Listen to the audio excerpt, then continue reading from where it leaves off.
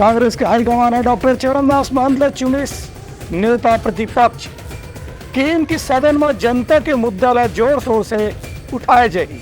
छत्तीसगढ़ विधानसभा में कांग्रेस डहार ले नेता प्रतिपक्ष चुने के बाद डॉक्टर चरणदास महंत के कहना है कि छत्तीसगढ़ में जब से भाजपा सरकार बने हैं तब से नक्सलवाद की समस्या बढ़त जाती है और किसान मन के आत्महत्या के घटना भी लगातार हुआ थे।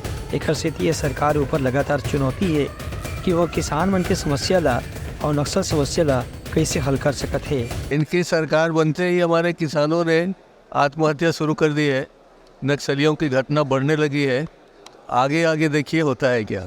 डॉक्टर महंत के कहना है कि कांग्रेस के सामने अभी चुनौती नहीं है।